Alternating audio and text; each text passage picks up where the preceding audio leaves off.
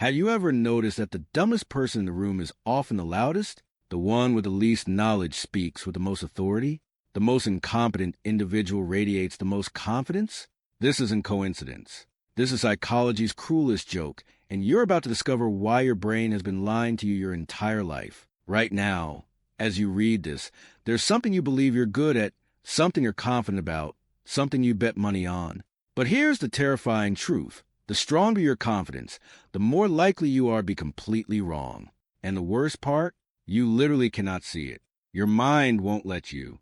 I'm about to shatter an illusion you didn't even know you had. I'm about to show you how your own intelligence is sabotaging your ability to recognize your stupidity. And once you see it, you'll never unsee it in yourself or others ever again. The uncomfortable truth is that incompetence doesn't just prevent people from producing good results. It prevents them from recognizing what good results even look like. The very skills needed to evaluate competence are the same skills needed to be competent. It's like asking a blind person to judge a painting contest, or expecting someone who's tone deaf to critique a symphony. The tools for measurement are precisely what they lack. But here's where it gets personal, where it cuts deep into the fabric of who you think you are. Every single one of us has been that person at the dinner party. Every one of us has stood confidently on the mountain of ignorance, surveying a landscape we couldn't possibly understand, feeling like we owned the world. Friedrich Nietzsche understood this paradox of human nature better than most. His concept of the will to power wasn't just about domination over others. It was about the fundamental drive to assert ourselves, to feel significant, to matter. And when we lack genuine competence, we unconsciously compensate with inflated confidence. We mistake our will to power for actual power. We confuse our desire to know with actual knowledge. Think about your own life for a moment. When were you most confident about something you later realized you knew nothing about? Was it when you first learned to drive, convinced you were already an expert after a few lessons? Was it when you started a new job, certain you understood the company's problems after your first week? Was it when you fell in love, believing you had unlocked the mysteries of relationships? The beginner's confidence isn't just endearing naivety. It's a psychological defense mechanism. When we don't know what we don't know, our minds protect us from the overwhelming anxiety of recognizing our ignorance. The brain literally cannot process the gap between what we think we know and what we actually know, so it fills that gap with false confidence. In the next part of understanding this phenomenon, we need to examine what happens as genuine competence develops. True expertise follows a predictable pattern. First comes ignorant confidence, that blissful state where everything seems simple and you have all the answers. Then reality hits. You begin to learn just enough to realize how much you don't know. This is where confidence plummets. This is the valley of despair that separates the pretenders from those who will eventually master their craft. Most people never make it through this valley. They retreat back to ignorant confidence rather than face the uncomfortable truth of their limitations. They choose the comfortable delusion over the painful growth. They decide it's easier to be wrong and confident than right and uncertain. But those who push through, who embrace the discomfort of not knowing, who allow their confidence to be shattered so it can be rebuilt on solid ground, they eventually climb out of that valley. They develop genuine competence, and with it comes a different kind of confidence. Not the loud, bragging confidence of the ignorant, but the quiet, sure confidence of those who truly know. Arthur Schopenhauer captured this progression beautifully when he observed that the more a man knows, the more he sees there is to know. Real knowledge breeds humility because it reveals the infinite expanse of what remains unknown. The wise person doesn't know everything.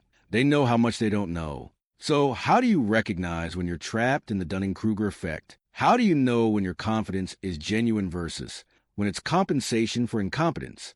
Start by questioning your strongest opinions. The beliefs you hold most confidently are often the ones worth examining most carefully. When you find yourself absolutely certain about something, pause. Ask yourself, what evidence supports this belief? What contradictory evidence have I ignored? Who disagrees with me? And why might they have valid points? Look for emotional charge around your opinions. When someone challenges something you believe and you feel anger, defensiveness, or dismissal rising up, that's often a sign you're protecting a position built on shaky ground. True confidence doesn't need to be defended so vigorously because it stands on solid evidence and deep understanding. Seek out people who disagree with you, especially those who are more knowledgeable in areas where you feel most confident. This isn't masochism, it's medicine. It's the antidote to the poison of false certainty. Surround yourself with people who are willing to tell you when you're wrong, and more importantly, be willing to hear them. The next crucial step is embracing what psychologists call intellectual humility. This isn't about becoming meek or uncertain about everything. It's about calibrating your confidence to match your actual competence. It's about being brutally honest with yourself about what you truly know versus what you think you know. Start small. Pick one area where you've always felt confident and actively seek out evidence that challenges your assumptions. Read books that disagree with your position. Find experts who hold different views. Force yourself to argue the opposite side of your strongest beliefs. This isn't about changing your mind about everything. It's about strengthening your positions by testing them against reality. But here's where most people stop, and here's where you need to push further.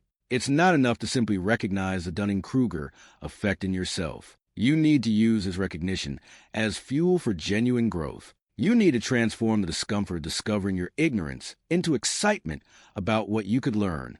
This is where Nietzsche's concept of the Übermensch becomes relevant, not as some superhuman ideal, but as the person who has overcome their own illusions about themselves, the person who has faced their limitations and chosen to grow rather than retreat into comfortable delusions. Every time you catch yourself being overconfident about something you barely understand, celebrate it.